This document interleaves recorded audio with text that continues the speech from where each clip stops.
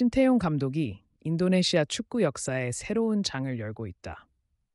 인도네시아 U23 대표팀은 카타르 아시안컵에서 호주를 이기고 이어서 요르단까지 격파하여 많은 축구 팬들의 감동과 흥분을 자아내고 있습니다.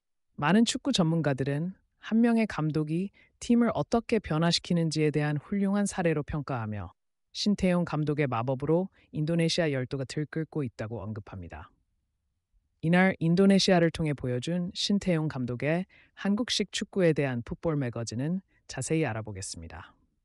신태용 감독이 지휘하는 인도네시아 U23 축구 대표팀은 22일 오전 0시 30분에 카타르 도하의 압둘라 빈 칼리파 스타디움에서 열린 요르단과의 2024 아시아 축구 연맹 U23 아시안컵 및 2024 파리 올림픽 아시아 최종 예선 조별리그 3차전에서 전반전과 후반전에서 각각 2골을 넣어 요르단을 4-1로 격파했습니다. 이를 통해 신태용 감독의 리더십과 팀의 성과가 돋보였으며 이러한 결과에 대한 기대와 관심이 크게 증가하고 있습니다. 인도네시아 축구 팬들은 신태용 감독이 지휘하는 팀의 성과에 매우 만족하고 있으며 그의 계약을 연장하여 팀을 계속 이끌어가기를 희망하고 있습니다. 이번 경기에서 보여준 우수한 결과에 큰 환호를 보내며 앞으로의 대회에서도 더 큰 성과를 이루기를 기대하고 있습니다. 이번 성과는 신태용 감독과 선수들의 훌륭한 노력으로 달성된 것으로 평가되며 인도네시아 축구의 밝은 미래를 예고하는 중요한 사건으로 여겨지고 있습니다. 인도네시아가 이 경기에서 놀라운 성과를 이룩했다. 처음 두 경기에서 1승 1패로 시작한 상황에서 8강 진출을 향해 나아가기 위해서는 반드시 승리해야 했다. 많은 축구 전문가들은 인도네시아가 결연한 공격 전략을 펼칠 것으로 예상했지만 상대팀인 요르단은 442 포메이션을 채택하여 공격적인 의도를 드러냈다. 인도네시아는 무승부로도 8강 진출이 가능하며 너무 많은 실점을 피하려는 방어적 전략을 선택했습니다. 3-4승 포메이션을 채택한 인도네시아는 이 포메이션에 대해 많은 축구 전문가들은 공격할 때 백을 지원하고 수비할 때 백을 보호하는 상황에 따라 변형될 것으로 평가했습니다. 상대팀의 공격적인 전술에 대비하여 인도네시아는 요르단의 수비 뒷공간을 노리는 역습 공격 기회를 기대할 수 있었습니다. 인도네시아는 요르단과의 경기에서 수비 라인을 내리지 않고 공격을 전개하여 팬들을 열광시켰습니다. 경기 초반 30분에 선제골을 넣으며 주도권을 잡았습니다. 경기 오른편으로 볼이 나가는 것처럼 보였지만 인도네시아의 공격수 파트루셰프의 동작은 상당히 놀라웠습니다. 신태용 감독의 공격 전략은 매우 정교하고 신속하며 군더더기가 없다는 평가를 받았습니다. 축구 전문가들은 깜짝 놀라면서 그의 전략을 칭찬했습니다.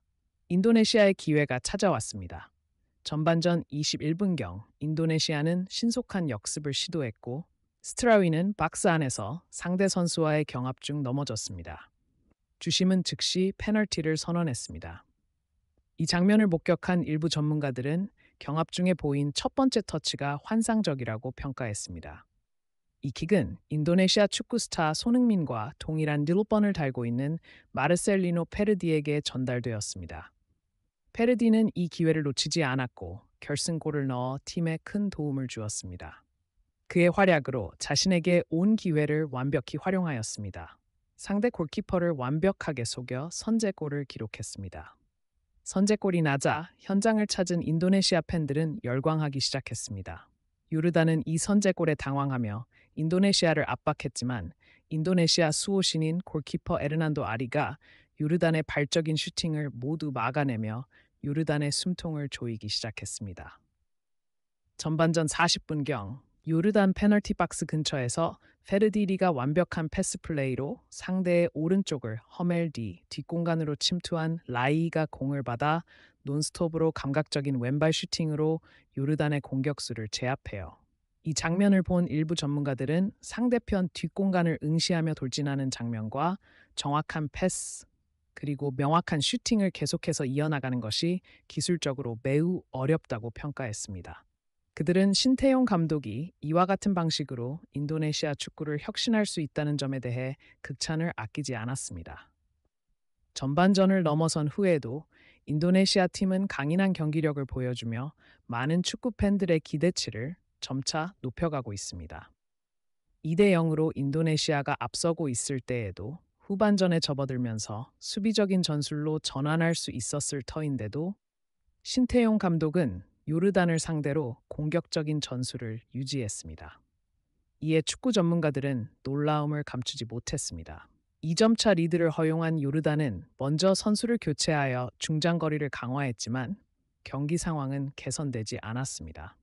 요르단 선수들은 게임이 원활하지 않을 때 심판의 판단에 예민하게 반응하며 경기 시간을 지연시키는 전략을 택했습니다. 이에 축구 팬들은 이들을 향해 침대 축구를 해야 하는데 못해서 짜증나는 것 같다는 조롱을 하였습니다. 요르단이 심판에 항의하고 평정심을 찾지 못하며 짜증스러운 모습을 보였을 때 인도네시아는 세 번째 골을 넣어 경기를 사실상 마무리했습니다. 페르디난도가 선제골을 넣은 후 상대의 페널티 박스로 침투하여 감각적인 슈팅으로 세 번째 골을 넣었습니다. 이후 인도네시아는 세 번째 골 이후에도 세 번의 교체 카드를 사용하여 전략을 조절했습니다. 이러한 경기 전략의 효과로 인도네시아는 경기를 완전히 장악하며 승리를 거두었습니다.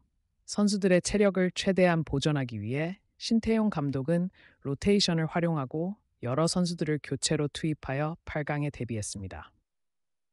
요르단은 한 골로 따라잡으려 했지만 이미 경기는 인도네시아에게 유리한 상황으로 기울어졌고 결국 인도네시아는 추가골을 넣어 4-1로 대두었습니다.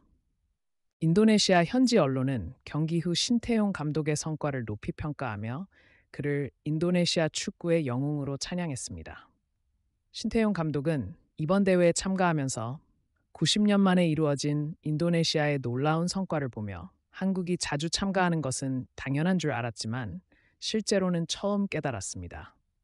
이 경기를 통해 선수들에게 조별 리그를 통과할 수 있다는 자신감을 심어주었고 이전에는 상상조차 못한 일을 하게 되었습니다.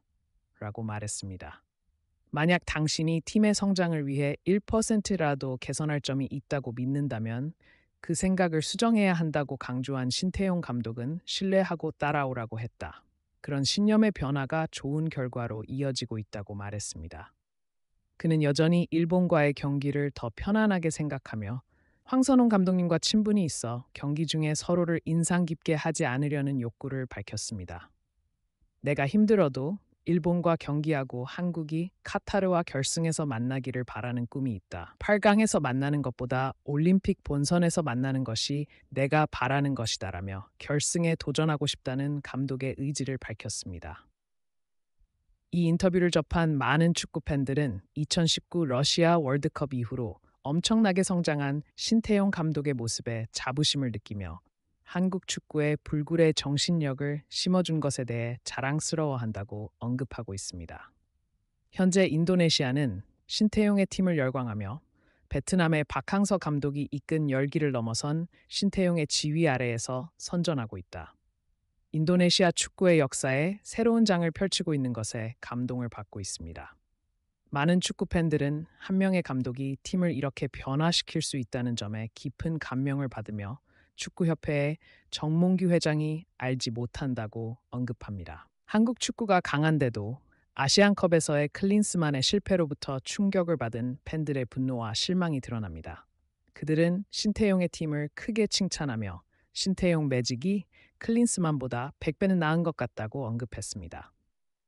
다른 많은 팬들도 큰 공감을 표했습니다. 이러한 긍정적인 반응으로 인해 풋볼 매거진의 영상 제작 결정을 지지하고자 하는 구독 및 멤버십 가입이 장려됩니다. 함께 하시겠습니까?